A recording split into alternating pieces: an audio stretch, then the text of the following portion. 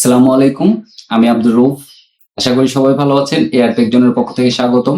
আমরা নিত্যদিনই আমাদের মোবাইল বা পিসি থেকে বিভিন্ন কিছু ব্রাউজ করে থাকি এবং অনেক সময় এমন হয় যে আমি আমার অফিসের যে ল্যাপটপ বা কম্পিউটার থাকে আমি সেটাতে অনেক কিছু ব্রাউজ করে থাকি যেটা আমার পার্সোনাল বা আমার কোনো বন্ধুর ফোনে বা আত্মীয়র ফোনে আমি এটা ব্রাউজ করে থাকি কোনো গুরুত্বপূর্ণ সময়ে, অথবা আমার নিজের ফোনে অনেক সময় অন্যজন হয়তো ইউজ করতে পারে বা আমার কম্পিউটারটা অন্যজন ইউজ করতে পারে। তারা দেখতে পারবে যে আমি কি ব্রাউজ করেছি বা কি ব্রাউজ করিনি, যদি না আমি নিয়মিত আমার ব্রাউজার হিস্টোরি ক্লিয়ার করি। অনেক সময় হয়তো সময় হয়ে ওঠে না, অথবা এমন হয় যে আমার মনে থাকে না ব্রাউজ হিস্টোরি ক্লিয়ার করতে বা আমার ফেসবুক থেকে লগ আউট করতে বা অন্য কোনো সাইট থেকে লগ আউট করতে। তো যদি এমন হয় তাহলে কেমন হবে যে আমি ব্রাউজ করে বের হয়ে যাব, ব্রাউজিং হিস্টোরি থাকবে না। সেটার জন্য আপনাকে খুব বেশি কিছু কষ্ট করতে হবে না, এটাকে প্রাইভেট ব্রাউজিং বলে। তো এই প্রাইভেট ব্রাউজিং কিভাবে করবেন চলুন আজ আমরা সেটাই শিখে নেব।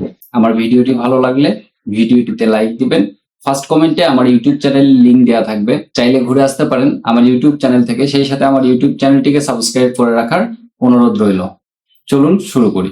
এই জন্য প্রথমে আপনার মোবাইলের ক্রোম ব্রাউজারটি ওপেন করুন। ক্রোম ব্রাউজার ওপেন করার পর উপরের ডান পাশে থ্রি ডটসে ক্লিক করবেন। থ্রি ডটসে ক্লিক করার পর 2 নম্বর অপশন নিউ ইনকগনিটো ট্যাবটিতে ক্লিক করবেন।